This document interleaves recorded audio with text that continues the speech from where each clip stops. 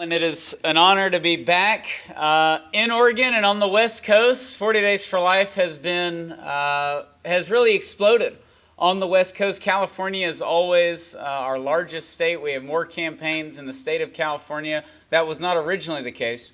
And when we launched it nationally, California didn't sign up until the spring campaign. And so that first fall, we just assumed that it was because California doesn't do anything pro-life, and we were extremely wrong in that assessment. We just had 36 40 Days for Life campaigns throughout California, 4 in the state of Oregon, and so it is great to be here. Now, one thing that Gail did not mention, I know sometimes I arrive at places and they think I'm, the valet parker, but which is fine. I did do that in high school, so there's nothing wrong with that. But I do have 4 beautiful children. I am married to my beautiful wife, Mary Lisa, and my 2 oldest daughters, Bridget and Bailey, they are 11 months apart. Technically, if you do the math, they're 10 and a half months apart. We just say 11 to make it seem like we spaced them out. And then my son is 3, Seamus, which is Gaelic for James, and my youngest daughter, Bernadette, is 10 months. So I have a 6-year-old, a 5-year-old, a 3-year-old, and a 10-month-old. So I live in a very calm, uneventful home where nothing goes on whatsoever. And we moved from Texas to Virginia because of my work with 40 Days for Life about a year and a half ago. And it took us 3 days and 2 nights to drive up there. And I know. So I'm from a very large Irish Catholic family, and the Irish are not a humble people. And what little humility we do have, we're extremely proud of.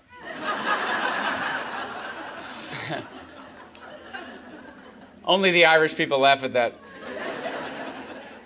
So you can imagine when my wife and I, as these, young, naive, and just dumb parents at the time, and still probably today, we load our 4-year-old, 3-year-old, and 2-year-old into the car thinking that because when we drive around the corner to take them to the park, they fall asleep, that they're basically going to sleep the entire way to Virginia. The 3 days and 2 nights, and God certainly has ways of humbling those who need it. And you can imagine when our kids slept a combined 1 hour during that entire 3-day trip. There's a Cracker Barrel right outside of Knoxville, Tennessee we can absolutely never go back to.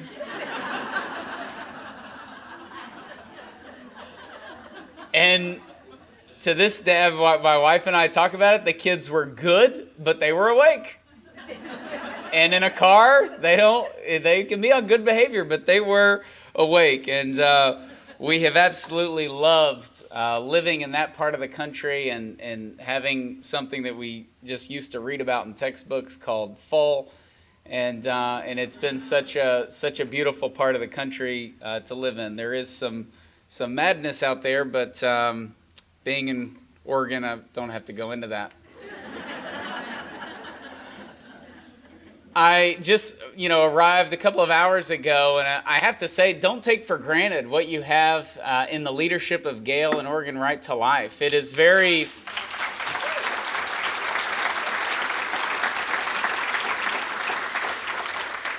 Unfortunately, and we were talking a little bit about this in the hallway, it can be very rare that so many different organizations come together across a state for a state Right to Life conference. And so it's a tremendous blessing to have the Students for Life here, to have pregnancy centers here, to have the 40 Days for Life people here. So don't take that for granted. It's very important to attend this. I know this is at the end of the day. I will juggle at the end of this just to keep you awake. But keep coming to this and bring as many people as you can to this event, because it doesn't happen in every other state. It's something that you should be proud of. Many years ago, there was a large dinner party at the White House. And at one end of the table, there were 2 very distinguished women carrying on a conversation. And everybody was watching these women to see what it was they were talking about. And at one point in the conversation, one woman looked at the other and asked a very profound question. She said, "Why do you think that in the United States of America, with all of our liberties and all of our freedoms, we have never elected a female president?" Which is a fair question. And the other woman, without really looking up from her meal and with a very calm look on her face, said, "Because you probably aborted her." And the woman who asked that question that day was then First Lady Hillary Clinton. And the woman who answered that question was Mother Teresa.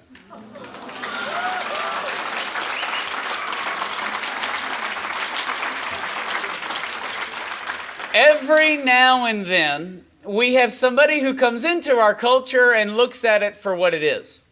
Not for what we want it to be, not for what we hope it to be, and certainly at times, not how we vote it to be, but how it is in reality, which is to say how it is in the eyes of God. In that day, a rather, in the eyes of American politics anyways, insignificant nun looked at our culture and did not buy the lie. And the lie is this: you do not have the capacity to love your child because of the circumstances you are in.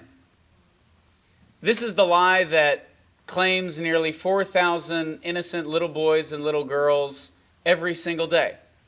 No one grows up wanting an abortion. No one grows up wanting to work in the abortion industry.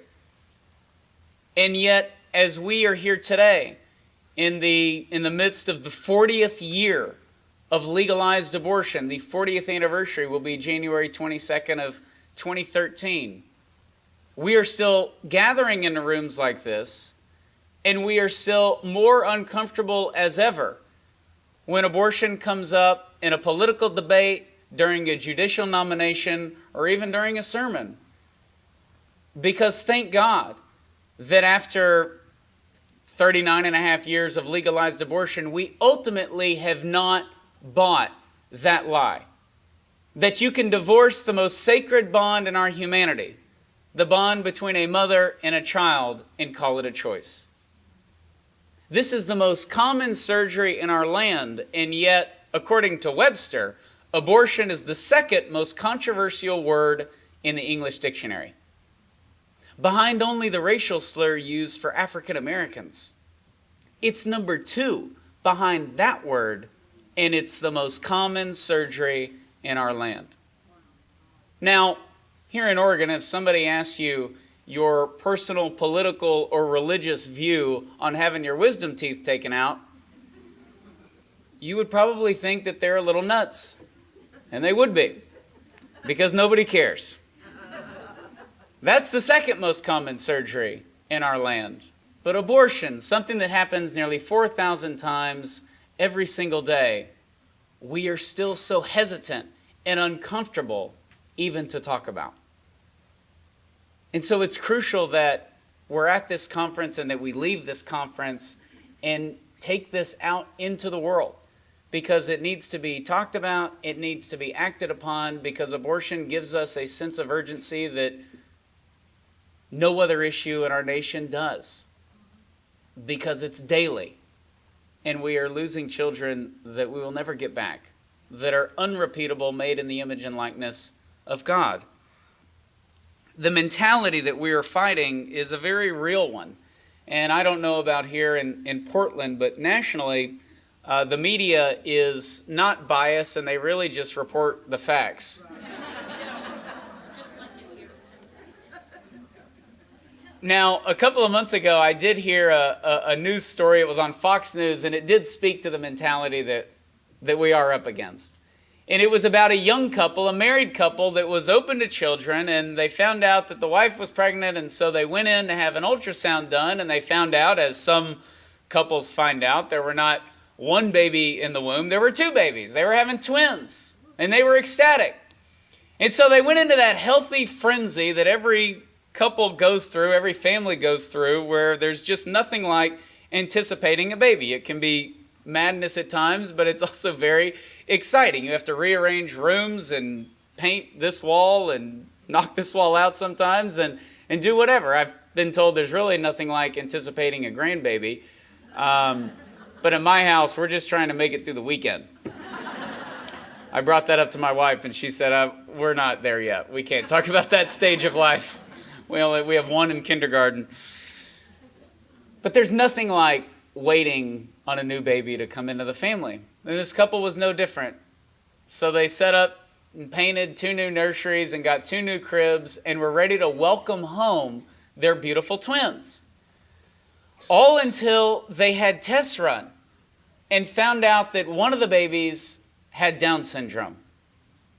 So they opted for a selective abortion to abort the baby with Down syndrome. And the doctor aborted the wrong baby. And so they went in again and had the baby with Down syndrome aborted a final time. And that young couple that was conditionally open to life then had to go home and walk into 2 empty nurseries and stare at 2 empty cribs that reflect our all too often empty attitude towards children. It is no wonder that on the worst day in human history, a day where despite all the blood and sweat it accomplished so much we still call it good, but on that Good Friday that our Lord looks at us when he is covered in blood and he is covered in sweat and he is covered in dirt and he says, do not weep for me. Weep for yourselves and for your children. Now, I never would have imagined that I would be in Oregon giving a pro-life talk. That was never really on my radar. I would have never imagined I would be in Oregon, except I do think on a very personal and selfish note, it would be neat to go to an Oregon Duck game because, sorry, I don't want to divide anybody because Oregon State has had their fair share of victories in the Pac-10. That's another talk. But it's not something that was ever on my radar. I went to a small Catholic school in East Texas. When you go to a Catholic school in East Texas, 92% of the students are Southern Baptists. And I was Catholic, but the joy of that is, what non-believers would look at and call utterly dysfunctional, Christians call ecumenical and interdenominational. And so we had a wonderful experience. We had these young Irish priests who were in the school. We were always taught the sanctity of human life to defend life, but I had never seen an abortion facility. And to my knowledge, I had never met a woman who had ever had an abortion. This was something debated in Washington, D.C. I was free of it, if you will. And then I went to Texas A&M University, and before I attended one class, there was a very young, beautiful, holy woman that I was hoping to date and eventually marry. I did both of those in that order.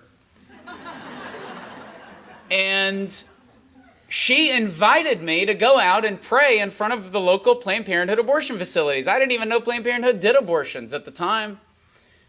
And I didn't want to go. I thought that it was controversial. I thought that, I was very devout in my faith, but I had never really been tested in that and certainly had not put it on the line in that capacity. So I thought, does this make me some kind of a religious zealot? I didn't want to go. And of course, women have unbelievable power over men. And women know this. Men don't figure it out until way later, which I'm not at yet. So I went, and I remember how sad it was. Some of you have done this. Some of you have participated in the 40 Days for Life campaign. There is that awkward feeling of going out there. There's a discomfort there. And it's uncomfortable not because you're there. It's uncomfortable because they're there. And the reality of what goes on inside those walls. And so that's why you have to be steeped in prayer to go out there and to pray when you're out there. And so I remember going out for the first time and seeing a young girl come out of the driveway. And she was the first woman I had ever known had had an abortion. She was my age. I was 18 years old at the time. This was a few weeks before 9/11. And as she was leaving, she looked up at me as if to say, when I drove in here, I thought that you didn't care, that you didn't love me, and that you're just a self-righteous Christian who's out here to feel good about yourself. And now that I'm leaving, I see that you do care, that you do love me, that you're not judging me, and that it is too late. And she just had tears filling up in her eyes, and everything that she was promised. Any one of us would find $400 or $500 to have our greatest worry, our greatest fear taken away. And that's what abortion promises in a 15-minute surgery. And yet relief was the last thing written on her face. It was very much the beginning. It certainly was the end of the unborn child's life who was in her womb, who will never exist ever again. And yet, for her, it was the beginning of a path to hopefully hope and healing. But she had tears in her eyes, she was crying, and she drove off. I have no idea whatever happened to her, but something certainly happened to me. I got more involved and more convicted that I needed to do more. As a broke college student, I couldn't do much, but I could give time. And so I would go out and I would pray in front of that abortion facility. And I had the joy of hearing, while in college, the testimonials of 5 post-abortive women that have had abortions. They were from so many different backgrounds and so many different scenarios. And listening to them pour their hearts out. Some of you have heard these testimonies. They're extremely powerful. It really spoke to me as a man to do more. And so I started working for the local pro-life organization that I was a volunteer for. And in 2006, I was getting ready to go to law school, and my wife and I had just gotten married, and our director, David B. Wright, was leaving, and they asked me to run the local pro-life organization. And I say that as a warning at a conference like this. Be careful what you sign up for and volunteer for out there. They may just hand the whole thing over to you one day. Gail, you're not allowed to laugh at that. It's amazing what can happen with a few small yeses. And in 2004, myself and my wife and David B. Wright, the man who originally hired me and who I now work with 40 Days for Life, we were praying around an old wooden table in Texas, and we were praying about how we could help stop our ever-increasing abortion numbers at our Planned Parenthood. The abortion numbers were going up, our volunteers were going down, the funds were going down, morale was going down. If that's happening in Texas, I probably don't have to explain it to you here in Oregon. It happens. And so we spent an hour in prayer, and 40 days just came to us. For obvious reasons, how God uses 40 days throughout Scripture not only to bring about change in the culture, but to call His own people back to Him. And so we did 40 Days for Life, 40 days of prayer and fasting, 40 days of community outreach, educating people about the reality of abortion in our community, a community of about 200,000 people, and 40 days of a nonstop, peaceful, 24-hour vigil outside of our local Planned Parenthood abortion facility. That was the first ever 40 Days for Life campaign. We never imagined it would go beyond our community, much less beyond the state of Texas. But after we finished it, a group in Dallas called us, and then Seattle, Washington, and then Madison, Wisconsin, and Charlotte, North Carolina. We started helping these local groups coordinate these local campaigns until in 2007 we decided to launch this effort as a nationally coordinated effort, hoping we could get 20 cities to do this simultaneously, have 20 cities doing a 40 Days for Life campaign. And in the fall of 2007, we launched the first ever nationally coordinated effort, and we're blown away when 89 cities in 33 states signed up for that first fall campaign. That led to a spring campaign. And from the first fall to the second fall, the number of cities doubled in each campaign. And from the first spring to the second spring, the number of cities doubled. And all of our local leaders went through our training on how to recruit volunteers, how to deal with the media, how to ask people to do one of the hardest things you can do in our society, to go out in front of the most controversial place and stand in vigil. And so over these last 4 years, we've had a fall campaign and a spring campaign. And we've been amazed to see what God has done with nothing special. It's prayer, it's fasting, and it's showing up. And 40 Days for Life has now gone to 480 cities in all 50 states and multiple countries, including England and Ireland, Germany, Argentina, Australia. The Irish take this campaign very seriously, fasting off nothing but Guinness for 40 days.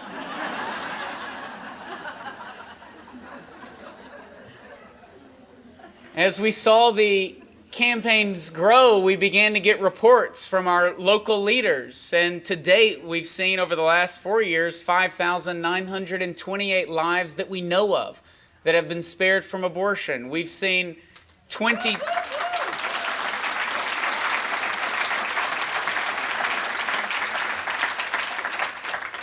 One of those lives happened in La Puente County, La Puente, California, which is in Los Angeles County. Los Angeles County, in many ways, is one of the abortion capitals of the world. Los Angeles County does 1,287 abortions a month.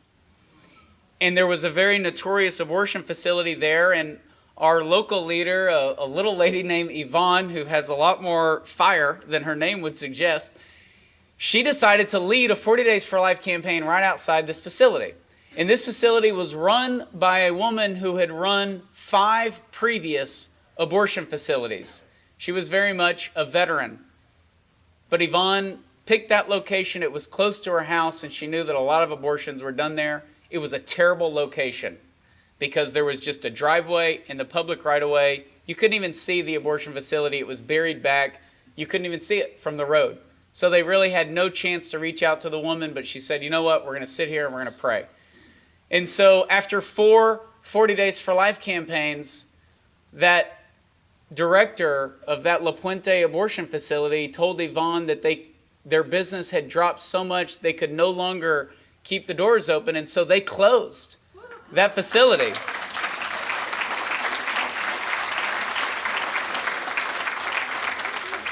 And last July, when it closed, they had a celebration event out in front of this abortion facility. And the media was there, and we got to meet Yvonne and all the volunteers that had endured the hot Southern California sun.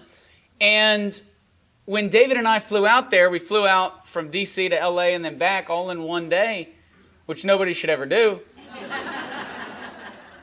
And we did have In-N-Out Burger.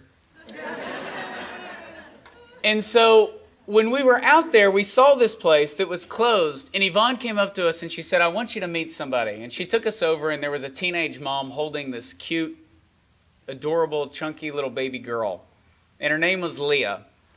And she said, this is my little girl. This is Leah. She was saved right there, and she pointed to the driveway. Her mom had driven her to that abortion facility.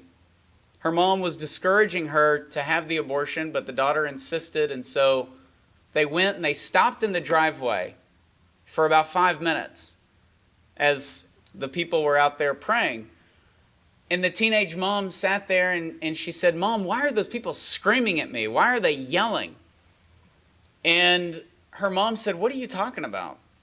They're not screaming at you. They're praying silently. That's God speaking to your heart that you're not supposed to do this. And so the teenage mom broke down in tears and she said, I just don't know what I'm supposed to do.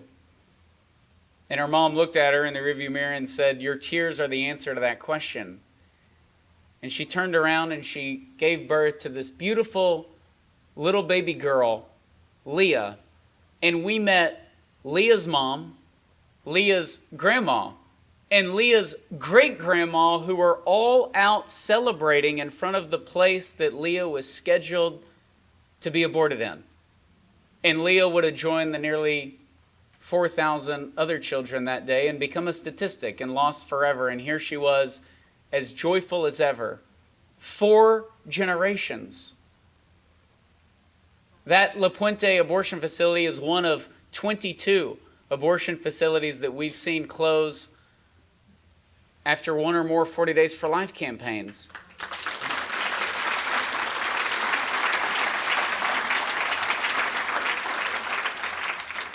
Now, one of the things that we never imagined when 40 Days for Life began to spread was that abortion clinic workers would have conversions and leave their jobs. This was not something on our radar. It certainly was not something on my radar. We knew that we hoped and prayed that women would turn around. We hoped and prayed that they would go through with their pregnancy and give birth. We'd refer them to the local pregnancy centers and keep up with them. But we never imagined workers would have a change of heart. The first time it happened was in Rockland County, New York, when the director of the abortion facility came out on day one of the 40 Days for Life campaign and asked a very simple question. She said, "When is this stupid 40-day thing going to be over?"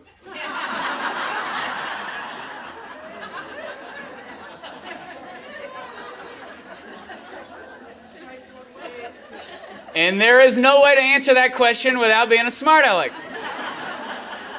And because we train all of our, local leaders to have a very peaceful, Christ-like attitude on the sidewalks, and there have been 500,000 people that have participated in 40 Days for Life. They all have to sign a statement of peace, and so the reaction to that was the timeless philosophy of our moms and grandmas: if you have nothing nice to say, you say nothing at all. But before the end of that fall 2007 campaign in Rockland County, New York, that woman was out praying in front of that facility that she had run for years. Now, this became very personal for me when on October 5th of 2009, I was in the midst of a very busy day. And earlier in that year, the local organization I was running had bought the house directly next door to our Planned Parenthood abortion facility, just to liven up the neighborhood. It was very depressing. And so we could bring girls over, and we had free ultrasounds and free pregnancy tests, and we could counsel them. Some of them had already been to Planned Parenthood, some of them hadn't yet. But I never would have imagined that on that very couch where thousands of women had sat after being sold an abortion by Planned Parenthood, had come over and sat there, that the director of that abortion facility would sit right there on that very couch. Somebody that I had known for 8 years, somebody who was Planned Parenthood's 2008 Employee of the Year, somebody who obviously ended up speaking at this conference last year, Abby Johnson. And that's...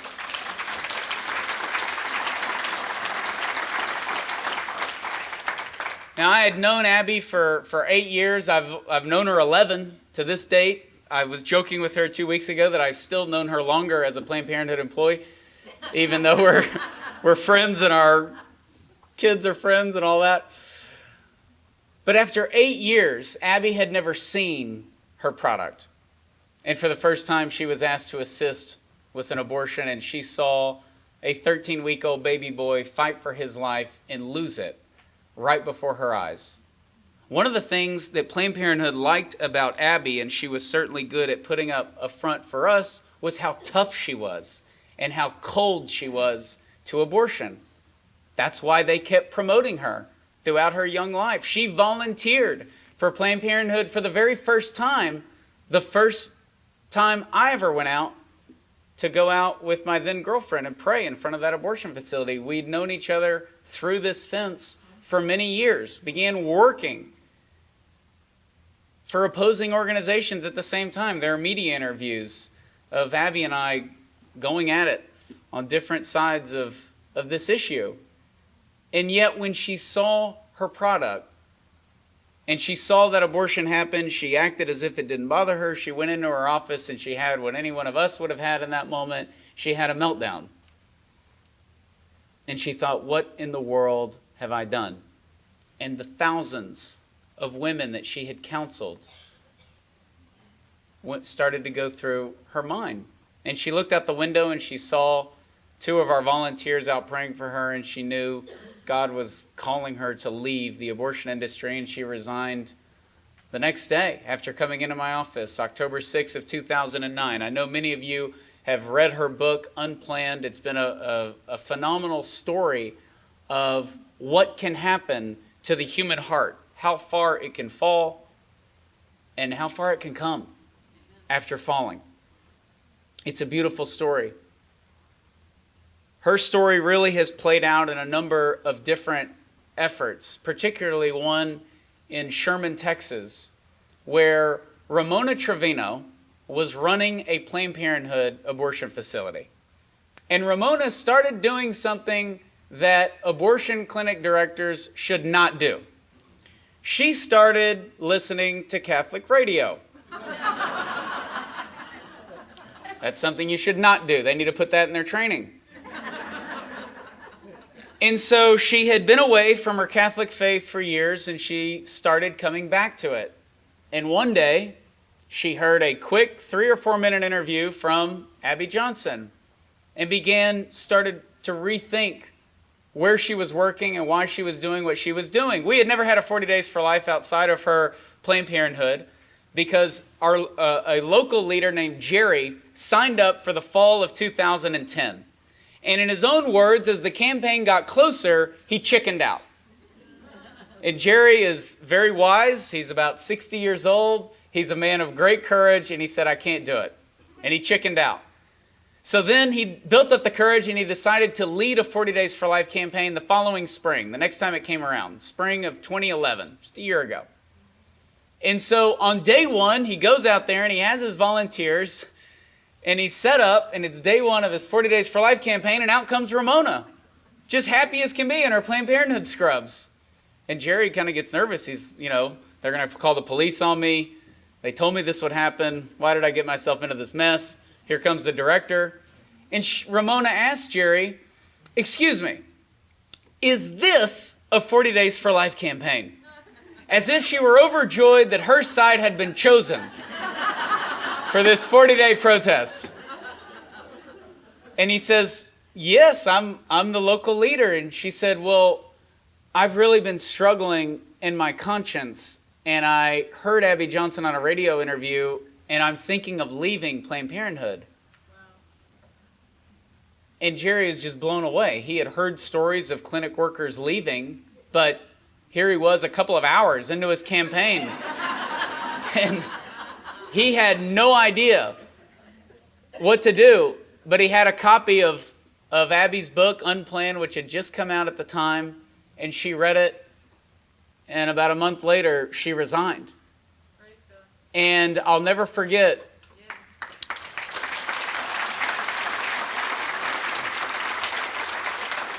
And so it's such a joy to see God use something very simple in the lives of people at the local level.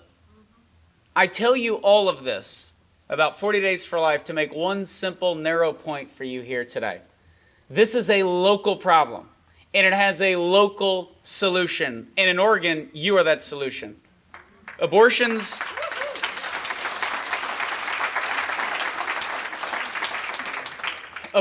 do not happen in the halls of Congress. They do not happen in the bench of the Supreme Court, and they do not happen in the White House. They happen in very unassuming neighborhoods where everything else looks like it's going on. It could be a beautiful part of town. It could be a worn down part of town. But they happen every single day. And we've been so joyed to see 40 Days for Life grow throughout Oregon and Salem and Eugene and Beaverton and Portland. You can certainly sign up for 40 Days for Life at the table to participate in the local campaigns because it matters. There are very few things we can do with our time. And we know between families and churches and businesses and everything else, you just can't commit to everything. And you can't have saving Western civilization put on top of that and throw your whole life into it. But we can take an hour a day or an hour a week or an hour a month or whatever our commitment is to go out and to save the life of an unborn child who you'll probably never get to meet. I told you the baby Leah story from California because she was only the third child out of the nearly 6,000 that we have confirmed saved. She was the third that I've ever met. David B. Wright has met 2. I've met 3. You most likely are not going to get to meet a baby that you had a role in helping save and prevent from becoming another statistic and lost forever. But that's what can happen when we get involved at the local level. And at a conference like this, there are no excuses because there are so many opportunities outside to get involved locally. We do not have the luxury of waiting on Washington, D.C. to eventually correct a moral crisis that is going on in our backyard. We do have the obligation and the privilege and the joy to do something for the woman who's scheduled to have an abortion Monday or next Saturday or the week after. We can do something about those women through the pregnancy resource centers, through 40 Days for Life, through Oregon Right to Life. We can do something to reach those women locally. Planned Parenthood knows this is a local issue. That's why they have so many affiliates across the country. But now abortion providers are outnumbered 3-1 just by pregnancy centers across the country. And so as we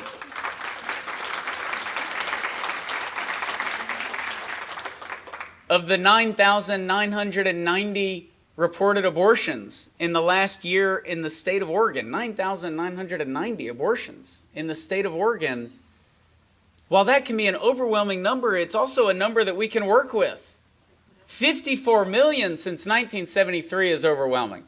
It makes you throw your hands up in the air and say, what can I do? But just under 10,000, you can participate in local activities to reach those women where they're at and prevent them from making a decision that they're going to regret forever and that will certainly end the life of their unborn child. Now, when I was in the 8th grade, which was not 5 years ago,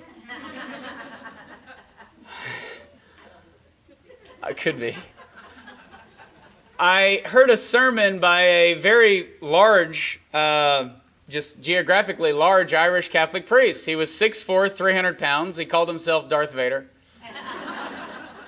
And he gave a wonderful sermon about a young German academic Protestant who shot up through the ranks of Germany, who studied in England, he studied in New York. He had his whole life ahead of him. Everybody loved him. His professors loved him. His students loved him. He was very much in his comfort zone.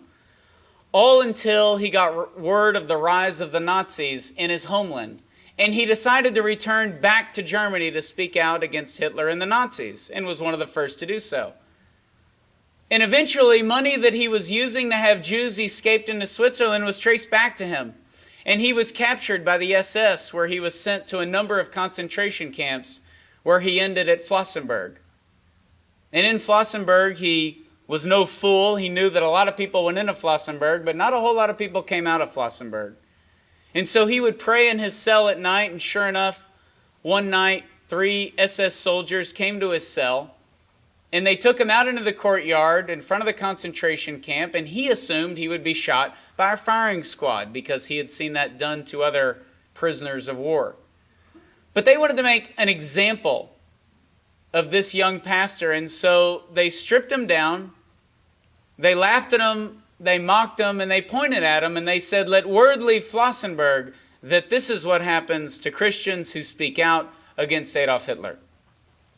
And they hung him in a cold, wet, miserable German concentration camp that legally sanctioned death on those they deemed unwanted.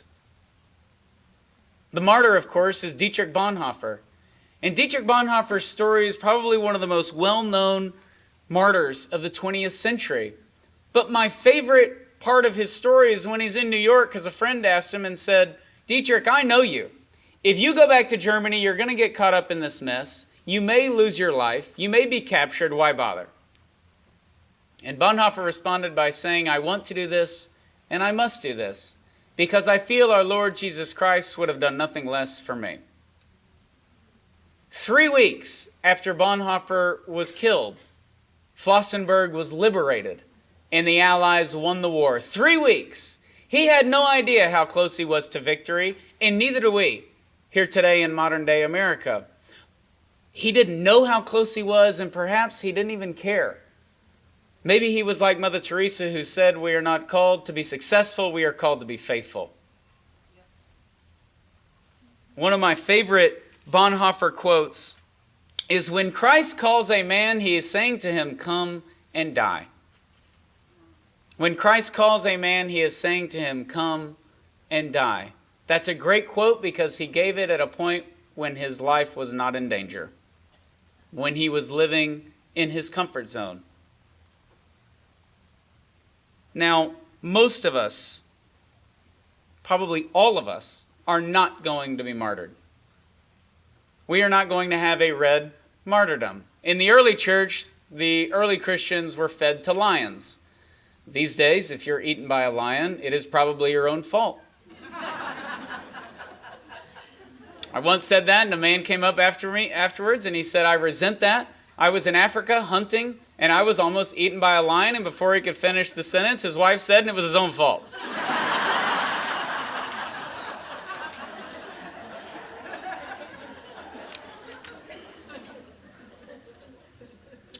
We are not going to most likely have a red martyrdom.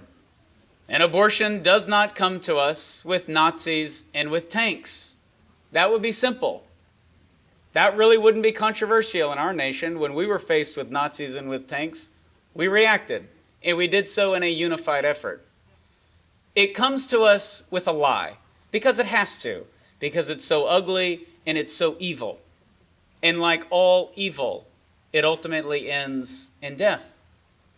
It comes to us with moral relativism and an irrational tolerance that says you can do whatever you want to whomever you want if you so will it. It is the most dangerous self-autonomy any civilization can adopt. And it can turn people into property very quickly. Walker Piercy, who is one of the great American authors of the 20th century, he was in many circles considered the redneck Cajun version of C.S. Lewis, which is a compliment. Spoke to the common man. C.S. Lewis spoke to academics. And Walker Piercy has a great book that's a satire called Lost in the Cosmos, and he talks about our culture. And one of his quotes, he says, "Who is more obnoxious, Catholics, Protestants, or Jews? As obnoxious as all of them can be, none of them are as murderous as the autonomous self. The self who answers to nothing and believes in nothing. Without God, you can indeed kill millions of old people, unwanted people, unborn people, and sick people, and do so reasonably and decently, and even in the name of progress. You can kill without passion. The self may not be obnoxious, but it is dangerous without God." How does a quote like that play out in our nation and play out in our culture? I'll show you. When a national interview was done with a very notorious abortionist, the question was, "Do you believe you are taking lives?" And he said, "No, I don't. I think one has to decide when life begins. My belief is that the unborn child is a parasite. I think it has no rights. Science has no answer. Religion has no answer. The only answer is that life begins when the mother's heart says it begins." The follow-up question was, "How many abortions do you do a year?" And he casually answered, "About 2,000. And that was none other than Dr. Leroy Carhart, one of the most known late-term abortion doctors based in Omaha, Nebraska. To get to where we are today, we must have to reject the two things that give credibility to any civilization. We have to reject science, and we have to reject religion. We have to deny scientifically the reality of life in the womb, which cannot be done, and we have to deny the reality that we have to submit to a cause greater than ourselves, and that lives are not ours to be taken. We have to deny those two institutions.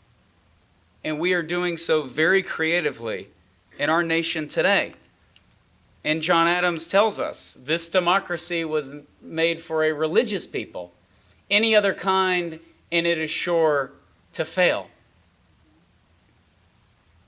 Now, in our nation, we are seeing a lot of reasons for hope. And I know things are frustrating in Washington, D.C. can certainly be a mess. And our culture, where you live, can be certainly a mess. But there are a lot of reasons for hope. And as G.K. Chesterton tells us, it's only 10 minutes after all hope seems lost that hope first begins to dawn. And that's been the case since the beginning of Christianity. When on Good Friday, at the worst moment, when all hope seemed lost and all the apostles had run off except for John and Mary, our Lord did what in that worst moment? He converted a criminal. He converted a criminal and opened the gates of eternity to a man who was condemned to die beside him. There is a lot going on in our nation. We've seen over half of all the abortion facilities closed in the last 15 years. We've seen pregnancy resource centers spread. We've seen right to life chapters be birthed in places that nobody thought they would thrive in. We've seen 40 Days for Life spread throughout the country and around the world. And it's because of that hope. It's almost as if the worse things get, the more we know we cannot depend on ourselves. And that is a victory that we have to be proud of. Because abortion will end in our nation. Abortion will end. And when it ends, we are not only going to look at politicians and judges and presidents, we need them. But more importantly, we are going to look at rooms like this. We are going to look at all the efforts of the organizations that you see outside.